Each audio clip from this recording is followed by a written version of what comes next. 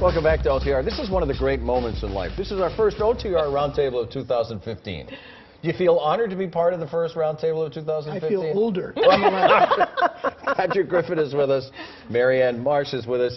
When our Ted Reinstein guys went out into the field and talked to everybody I think is filled with the optimism of a new governor in the immediate moment, and impressed with his business background. And the question might be, how long does the honeymoon last? Well, do not underestimate how hard Charlie Baker's going to work to forge a relationship with the Democratic House and Senate. You saw that already just after he got sworn in, where he released the $100 million bond, transportation bond, to repair roads and bridges. That shows the approach he's going to take. But the minute there's any friction or any chance he may not get what he wants, do not underestimate how competitive he is and how hard he'll work to get the job done. And Patrick. I agree. I think that this $500 million number we're talking about in terms of budget deficit is light.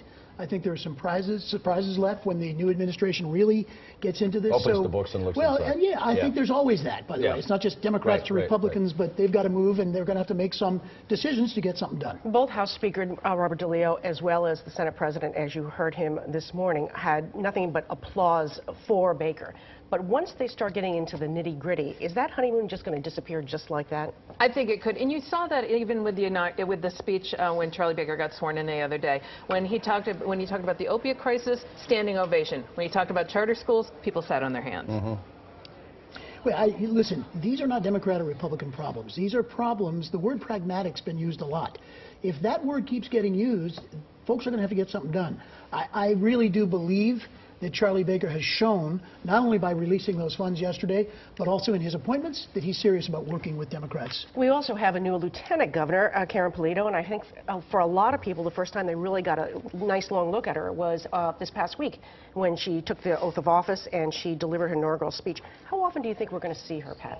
Well, I think in a year, as we trend toward the world of Hillary Clinton, I think Karen Polito is a woman with lots of energy. I think she connects with particularly central parts of the state, and she's a prodigious fundraiser and a former legislator. Don't underestimate that. She's been in that House. Charlie Baker has not. Do you think we'll see her very much? You didn't see her much during the campaign, and I don't think you're going to see her much. It's certainly the first year of this administration. I think she's going to be more the retail person, working with legislators behind the scenes, traveling around the state, talking to local officials to make sure, and being the bloodline and the feed the information back into Baker and his staff. You know what you did see on Inauguration Day, too, in the chamber, as you would. You saw Mitt Romney and you saw Bill Weld, which makes me wonder, Marianne, is the relationship that Charlie Baker has going to be a Weld relationship with the legislature, or is it going to be a Romney relationship? And this is going to be more a Weld relationship. I think, and frankly, I think Baker's going to go even further than that. Baker started out with Weld. He's going to work with legislators. He knows them well. He knows them from when he was CEO of Harvard Pilgrim. He was at the State House a lot, and he's worked with a lot of them. He sought a lot of their endorsements on the Democratic side, too. So he's going to work them and work them hard. Romney saw them as the enemy. I don't think Charlie Baker can't afford to do that. Pat, I'm curious, what do you think about that? I agree. I think it's far more a Bill Weld model than a Mitt Romney model. But I also think that Charlie Baker is a different guy than Bill Weld. He keeps getting sort of Weld as his mentor. This is a different guy in a different time. We've got different challenges. I think you're going to see some very interesting opportunities for people of both sides to come together and solve problems. They have to. They have very little choice. Baker's going to roll up his sleeves. Weld never rolled up his sleeves one day in his life. Well, wait a minute. There were mornings of 6:30, you know, setting the alarm clock. He's been up twice. all night. That's what I heard this past week from a lot of folks who have worked with both of them, saying Governor Baker is going to be much more detail-oriented. Right. After all, he actually put that budget together several times, and that he is actually going to be paying attention to every single issue, not just the 3 or 4 that interest. Well, you know, I think Charlie, like I play cards with him all the time, the governor is going to have to put, as Senator Rosenberg said this morning, they want him to put a thoughtful budget proposal together, which they're clearly going to react to. That's fine, but remember, the governor needs 20 or so Democrats to sustain a veto in the House. Could they come along? Depends what the proposal is. And that's why you need to look at his speech. That wasn't a vision statement. That was a to-do list. That's Charlie Baker. The inaugural speech you're talking about. Yeah, it was no prose. There was no Deval Patrick sort of grand oratory. poetry. But Governor Patrick was a brilliant orator. Right. And I think one of the problems with the speech is Charlie Baker doesn't have that. He may grow into it. You didn't really see it on the But stump. that's okay. You didn't You see it don't- in the you don't debates. have to If he gets the be. job done, it doesn't matter, but it never hurts to be able to carry something Time like for that. soaring oratory is over. Yeah. Time to check the boxes and get this stuff done is now. And the time for a new member of Congress is right now. For Seth Moulton, the Iraq war veteran, laying out his top priorities. Take a look. We've got to get more good-paying jobs in the 6th District.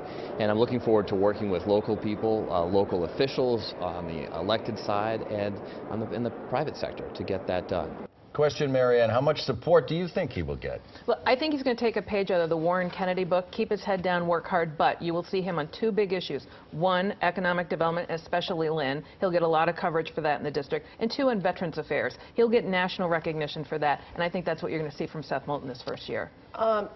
Pat? No, agreed. I think transportation, a big issue in the Northeast, another place you might see him, and certainly Veterans Affairs, very important in that district.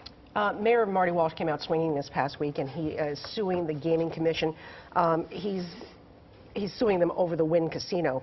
You heard Stan Rosenberg this morning say that it's going to be a tough case for him to make, even though he sort of applauded him for taking the move and making the legal step.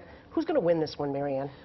I think Marty Walsh wins either way. It's a win-win for him. This is about Charlestown more than it's about casinos. Marty Walsh is determined to get votes in his re-election from Charlestown better than he did the last time. The fact that Gino O'Flaherty, the former state rep from Charlestown, is his legal counsel, no surprise you saw this coming a mile away. O'Flaherty driving this bus.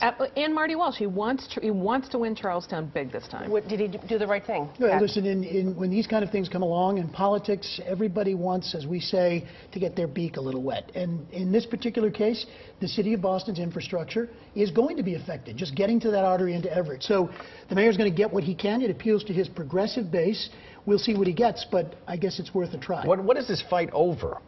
Well, Is it money? Is it over re-election? What's this fight over? It's the disruption to Charlestown, because you can't get to the Everett Casino without going through Charlestown, and there's no ability to do that. So he's sticking up for Charlestown. He's trying to get whatever he can to make sure that there's some mitigation for them. But the reality is this is about his re-election and doing better in Charlestown. There was one great photo today, this past week, with Bill Weld sitting right directly behind Marty Walsh at Charlie Baker's inauguration. Marty Walsh. And Weld, of course, representing Steve Wynn. Well, and Baker, you know, speaking to Marty Walsh directly from the podium when he was giving his inauguration speech. And also intoning Mayor Menino's name, I thought was really interesting about the high ideals of politics and big ideas. There is one more thing to talk about. It involves 5 rings. We'll do that in just a minute.